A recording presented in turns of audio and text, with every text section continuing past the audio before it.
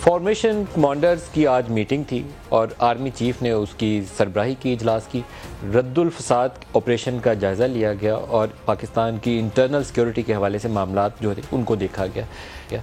बड़ी एक इंटरेस्टिंग और बड़ी अहमियत की हामिल सिचुएशन है जिससे पाकिस्तान इस वक्त गुजर रहा है। मुख्तलिफ़ जगहों के ऊपर आपको रिटायर्ड फ़ौजी जनरल्स कोई प्रेस कॉन्फ्रेंस करता नज़र आता है या किसी पोलिटिकल रैली में नज़र आता है। वेटरन्स की एसोसिएशन हैं और वो अपनी सियासी एफिलिएशन वाबस्तगी उसका इजहार तो नहीं करते, लेकिन वो अपने सियासी मुतालबात रखते हैं। कोई एक मुतालबा रखता है, कोई दूसरा मुतालबा रखता है।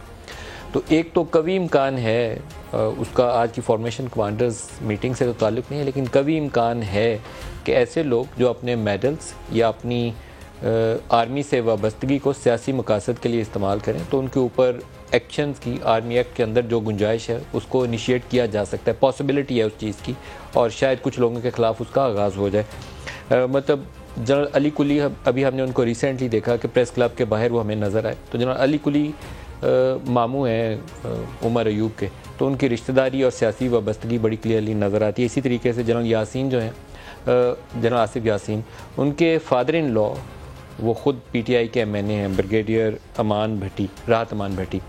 तो ये चीज़ें शायद उनको अपनी सियासी वाबस्तगी को फ़ौज से अलहदा करके तो इस्तेमाल कर सकते हैं, सियासत में हिस्सा ले सकते हैं, रिटायर्ड लोग हैं, उससे कोई रोक नहीं सकता। लेकिन अपने मेडल्स को लहराते हुए और जनरल्स अपना लफ्ज़, अपना टाइटल इस्तेमाल करते हुए अगर साथ फ़ौज को अंदर आके कहें कि इलेक्शंस क्यों नहीं करवा रहे, आर्मी चीफ ने हमसे ये वादा किया था, तो वहाँ फ़ौज की बराह रास्त सियासत के अंदर मुदाखलत का तासुर उभर के सामने आता है, जिसको शायद कभी भी फ़ौज पसंद इस तरीके से ना करेगी।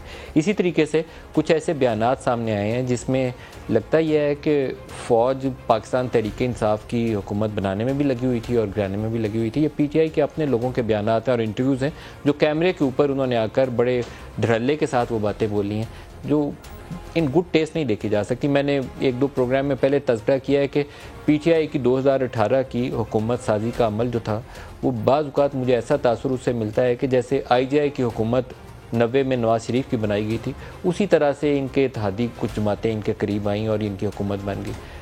वो चले, मैं तो एक जर्नलिस्ट हूँ, किसी और तरीके से बात कह सकता हूँ, लेकिन अगर आप नाम लेकर एक MNA सिटिंग और पार्टी के लीडर वो आकर बताएंगे कि किस तरीके से MQM आई थी और किस तरीके से बाप पार्टी बनाई गई थी, तो वो आपको कुछ अच्छा तासुर नहीं देगी। मैं इनका आमिर डोगर साहब का आपको पहले स्टेटमेंट सुनवाता हूँ, वो सुनिए, फिर मैं आगे आपको दूसरे कुछ बयानात दिखाऊंगा और जिससे ये तासुर बड़ा खुल के वाजे होकर इन लोगों की तरफ से सामने आ रहा है कि फ़ौज एक्टिवली इनकी हुकूमत बना रही थी पहले, अब फ़ौज उनकी एक्टिवली हुकूमत गिरा रही है। ये मुझे लगता है ये मुनासिब नहीं है। आप उसको एक कंट्रोवर्शियल पोजीशन में पूरे अदारे को खड़ा कर देते हैं जो किसी भी लिहाज से पाकिस्तान में आईनी तौर पर भी दुरुस्त नहीं है, लेकिन अदारे को भी देखा जाए कि पाकिस्तान की सलामती के लिए जिस तरह का उनका रोल हमें दरकार है, उसको अगर हम ऐसे मुतराज़ा हैसियत में लाकर खड़ा कर दें तो उनका एक मॉरल स्टैंडिंग जो है वो कंप्रोमाइज़ होती हुई नज़र आएगी।